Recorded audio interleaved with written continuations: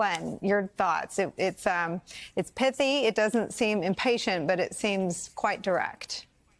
I know Mark Meadows, and I believe today that Mark Meadows has sung like a canary already to Jack Smith. And I say that because he is somebody that holds himself out with a bit of a compass. Now, that requires you to skip past the fact that he went to work for Donald Trump, which holds all these moral questions in and of itself. But he is somebody who considers himself to have a certain amount of compass. And I also just don't think he's somebody that wants to go to prison for Donald Trump. I think he's in that category of people who say, wait, if my personal jeopardy, my personal freedom are on the line, I'm happy to talk about Donald Trump. And so with that in mind, you know, what I am curious about is this move by Mark Meadows to try to move the Georgia matter to federal court avoids the substantive matter, avoids the substantive question. It raises this federal question if he can get out in federal court without addressing the hard questions in Georgia.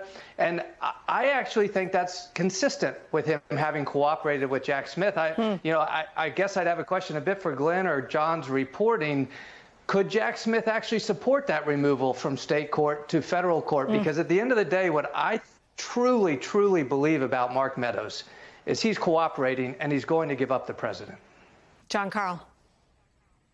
Well, I don't know about supporting the effort to move the case in Georgia, but I do know this. Donald Trump fought mightily to try to keep Mark Meadows from testifying. He invoked executive privilege. They went to court to try to keep him from testifying, and ultimately they failed, which is why Meadows at least initially agreed to talk to the special counsel under subpoena. So I don't know. I mean, the big question that both of you are raising is there a cooperation agreement? Is there something more? But what we can see from this reporting we've done at ABC is at the very least, Meadows has been speaking to investigators of the special counsel's office, and he has been, at least in the classified documents case, answering questions with apparent candor.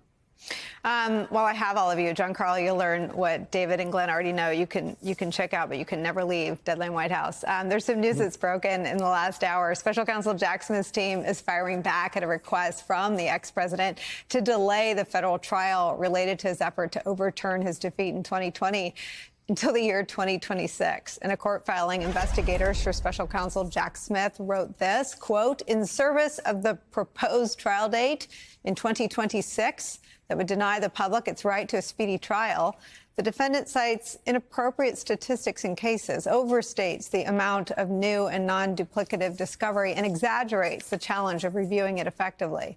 Neither the discovery nor any other factor raised by the defense impedes a fair trial on the schedule proposed by the government. Jack Smith's team has previously proposed beginning jury selection in December with a proposed trial date in January 2024.